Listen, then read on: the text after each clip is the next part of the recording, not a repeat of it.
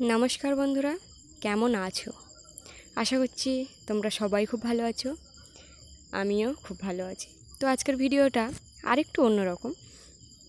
এই যে দেখতে পাচ্ছ আমার হাতে কিন্তু পার্সেল, এটা কি আছে এর মধ্যে সেটা কিন্তু একটু পরেই তোমরা দেখতে পাবে। তো অনলাইনে অনেক কিছুই অর্ডার করা হয়েছে, তার মধ্যে সবই ভালো আসলেও একটা মাত্র শাড়ি একটু কাটা এসেছিলো, কিন্তু বেশিরভাগ জিনিস সব ভালোই এসছে। তো এটা খুলে দেখা যাক এর মধ্যে আছে কি। তো যখন আমি বাক্সটা খুলছি তখন মনে হচ্ছে আমি কি শুধুই বাক্স খুলে যাব, লাস্টে দেখবো যে কিছু নেই, এরকম একটা ভাবছিলাম, মানে মনে মনে ভয় হচ্ছিল আর কি। তো অর্ডারটা দিয়েছি এখান থেকে 10 দিন আগে অ্যামাজন থেকে। তো এখন দেখে নেওয়ার পালা কেমন এসছে। তো এই যে দেখো খুলে ফেললাম একটা প্রদীপ। তো যেরকমটা দেখেছিলাম বা যেরকমটা চেয়েছিলাম সেরকমটাই এসছে, একেবারে খারাপ নয়, চলবে, ভালো, খারাপ বলবো না। তবে দেখো কত বড়, 1 বিঘত 4 আঙুল। তো বেশ পছন্দ হয়েছে, এটা রেখেই দেব। তো তার মধ্যে দেখো এই যে আগের দিন দেখছিলে, মানে কালকে দেখছিলে সেলাই করছিলাম, কয়েকটা শাড়ি জুটছিলাম, কারণ সেগুলো ধান যে মেশিনে কাটা হচ্ছে সেই ধানের জন্য ধান ছড়িয়ে ছড়িয়ে রাখবে, সেগুলো শুকনো করতে হবে বা এক জায়গায় রাখতে হয়। তো ধান জমিতে বা মাঠে ফাঁকা জায়গায় রাখলে কিছু না পাতলে নিচে ধানগুলো কিন্তু সব ফাটায় ঢুকে যাবে, মাটি যে ফেটে গেছে সেখানটায়। আর আজকে যে শাড়ি জুটছি এগুলো কিন্তু কাঁথা সেলাই হবে, সেই জন্য শাড়িগুলো সব জুড়ে নিচ্ছি। আজকে সময়টা একটু ফাঁকা পেয়েছিলাম, মানে সারা সময় রান্নাবান্না করে আর রোদের মধ্যে আর কোনো কাজই করলাম না। ওই বিয়ের জিনিসপত্রগুলো দেখছিলাম যে নিমন্ত্রণ আছে কি কি দেওয়া যায়। তো যেহেতু দুটো বাড়ি থেকে বিয়ের নিমন্ত্রণ এসছে, তো আমাদের দুজনেরই কিন্তু মানে দুটো বিয়ে বাড়ি দেওয়ার মতো জিনিস পুরো রেডি হয়ে গেছে। তো এখন নিশ্চিন্ত, কারণ ওই একটা বিশাল মাথায় চাপ থাকে যে কি দেব, আর নিজেদের মনের মতো না হলে ঠিক আবার দিতে ইচ্ছে হয় না, কিন্তু অনেকে অনেক কিছুই দিয়ে দেয়। এবার কি বলবো, যেরকম আমার বিয়েতে তো আমি বেশিরভাগ বাটি সেট পেয়েছিলাম, কাঁচের বাটি। তো সেগুলো তো আর কাউকে সেরকমভাবে দেওয়া যায় না, তবে হ্যাঁ দেওয়া যায়, সেগুলোর মধ্যে যদি সুন্দর সুন্দর ডিজাইন বাটি থাকে বা একটু বড় হয় সেগুলো দেওয়া যায়। কিন্তু ওই যে ছোটো ছোটো বাটি তরকারি ধরবে কি ধরবে না, খেলনা বাটি মতো, সেগুলো আর দেওয়া যায় না, সেগুলো কেমন একটা খারাপ লাগে।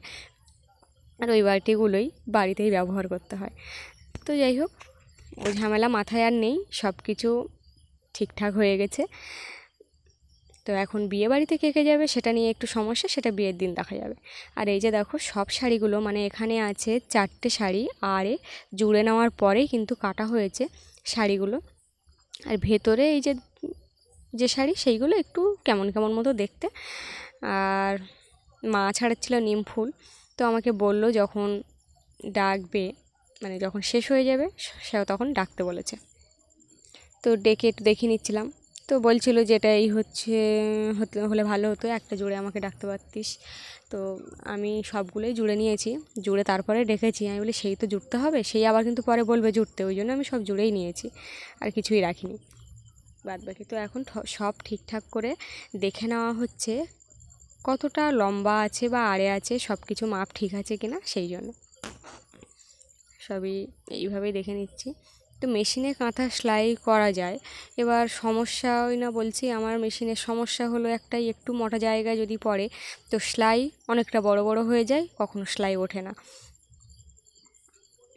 তো একটা স্যুট প্যান্ট কেটে যে হাফ প্যান্ট করছিলাম, কিন্তু কি হলো, সেলাই আর উঠছে না। মানে এত বিরক্তি লাগে যে মেশিন হবে মেশিনের মতো, একটু ভালোভাবে মনের আনন্দে সেলাই করব, সেটা আর হয় না। এই সমস্ত মানে ভাব দেখে আর সত্যি ইচ্ছা হয় না, মনটা দুর্বল হয়ে যায় যে কি করব।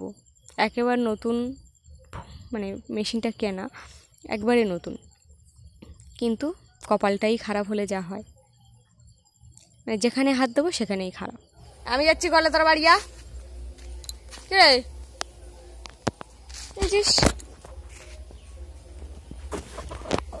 আরে বাড়ি যা না,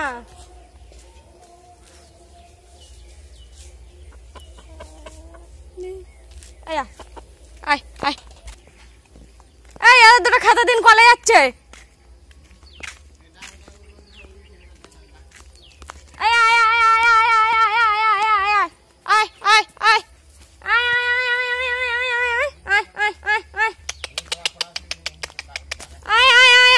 এরা মুরগি আমি জীবনে দেখিনি। পিছন পিছন সেই গুগলোতে বাড়ি পর্যন্ত চলে গেছে। আয় কানগুলো দেখ একটু, আয় আয়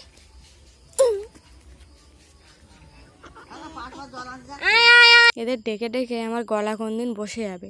আর মা বলছে যেই ফাঁকে ওরা খাবে সেই ফাঁকে কলে চলে যাবে। সেই বাচ্চারা যেরকম মানে মারা ভুল বুঝিয়ে কলে যায় সেরকম আমার যেতে হবে আর কি। তোমরা যারা মুরগি পোষো তাদের কি এরকম মুরগি আছে? যদি থাকে অবশ্যই জানিও কিন্তু।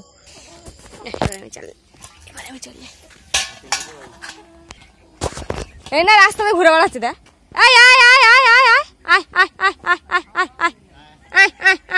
এদের খাওয়া শেষ আর তুই আয় নাচ নাচতে। আয় আয় আয় আয় আয় আয় আয়। তো অবশেষে আমি চলে আসলাম মুরগিগুলোকে এড়িয়ে কলে। তো অনেক দিন পরে এই কলে আসা, কারণ এই কলটা মাঝে খারাপ হয়ে গেছিলো। আর তোমরা খেয়াল করেছো কি না আগের ভিডিওয় বলতে পারবো না। এই যে মানে কলটা বাঁধানো হয়েছে, মানে নতুন করে যে নিচে তৈরি করা হয়েছে কলের চারিপাশটা, ওটা কিন্তু আগে ছিল না। আগে হচ্ছে নিচু ছিল কলটা। তো আমি ওদেরকে জিজ্ঞাসা করছিলাম যে ওরা বরাবরই এই কলে আসে কিনা, কিন্তু ওরা বললো যে না, আজকে এসছে আমার মতো। তো আগে ওরা অন্য জল খেত, মানে কেনা জল খেত বা কোথা থেকে খেত জানি না, বা কলটা বাঁধিয়েছে ভালো করেছে আর কি। সেটা কয়েকদিন আগে। আর মাঝে তো একদম জল পড়তো না, কেমন ঘোলা ঘোলা জল পড়তো। আর এখন একটু ভালো জল পড়ে। তো কলটা এই ধরে দুবার সারাই করা হয়েছে। আর যেহেতু এটা স্কুলের কল, ওই জন্য একটু না ভালো করলে বাচ্চাদেরও কিন্তু জল খেতে খুব অসুবিধা হবে, কারণ ওরা তো কেনার জল খেয়ে অভ্যস্ত নয়। তাই এটা দরকার ছিল খুবই, কিন্তু কিছু করার নেই। এই জলটা না, এই জলটা খেয়ে খেয়ে এমন অভ্যাস হয়ে গেছে, আর অন্য কোনো কলের জলই ভালো লাগে না খেতে। সত্যি সত্যি মানে সব কলের জল কিন্তু এক সমান হয় না। আমরা যে কল থেকে এখন জল খাই সেই জলটা একটু কেমন গালে দিলেই কেমন একটা নোনতা নোনতা টাইপের লাগে মনে হয়। ওখানে যদিও আগে টিউবওয়েল, কিন্তু পরে মোটর বসিয়েছে। তো যাই হোক, এই কলটা ভালো হয়েছে। আমরাও স্কুলের বাচ্চাদের সাথে অধীর আগ্রহী ছিলাম যে কলটা কবে ঠিক হবে। আর কাছাকাছি কল না থাকলে সত্যি অসুবিধাই হয় অনেক দূর থেকে জল আনা। তো বন্ধুরা, ভিডিওটা এই পর্যন্ত। পরের ভিডিওয় আবার দেখা হচ্ছে। তোমরা ভালো থেকো, সুস্থ থেকো, টাটা।